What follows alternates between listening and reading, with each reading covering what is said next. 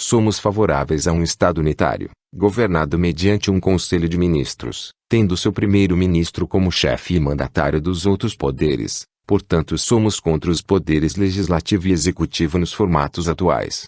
Sim, defendemos uma descentralização administrativa, até com mais estados e municípios que o formato atual, mas submissos ao Estado Nacional. E sabemos que para a implantação de um Estado confessional, uma nova Constituição deve ser outorgada. Porém, queremos desenvolver os municípios de maneira mais orgânica, e para isto, cada bairro precisará ter a sua associação para reivindicar as suas supostas necessidades diante do seu respectivo prefeito, com os quais ocorrerão assembleias mensais.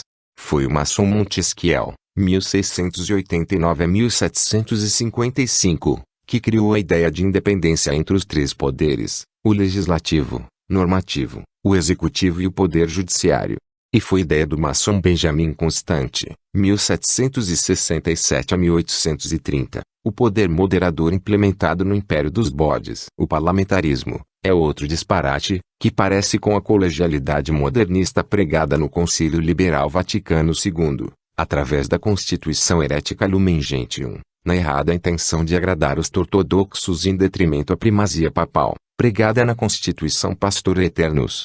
Existia também o conceito de padroado, que consistia na delegação de poderes ao rei de Portugal, concedida pelos papas, em forma de diversas bulas papais, uma das quais uniu perpetuamente a coroa portuguesa à Ordem de Cristo, em 30 de dezembro de 1551. Porém, este poder foi usurpado e nunca delegado ao Império dos Bodes, assim como a Santa Sé nunca aprovou uma concordata com os pedreiros do Império do Brasil.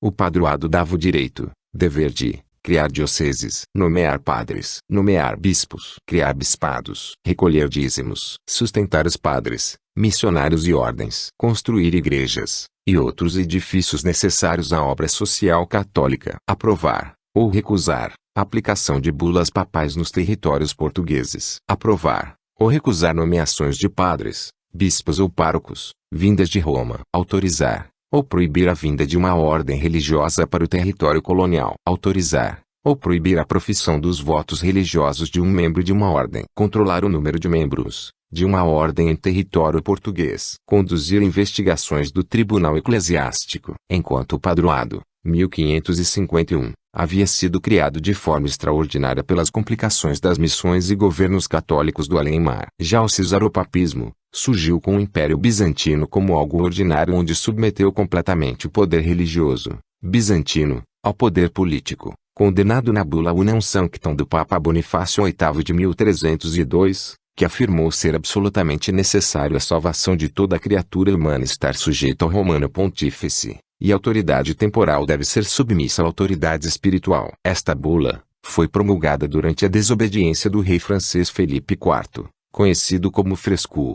Ah não, o Belo, que posteriormente ocasionou o cisma do Ocidente, 1378 a 1417. Felipe IV ainda mandou sequestrar o Papa Bonifácio VIII, quando este tinha 72 anos, e em consequência do cativeiro morreu meses depois, mesmo após a sua soltura.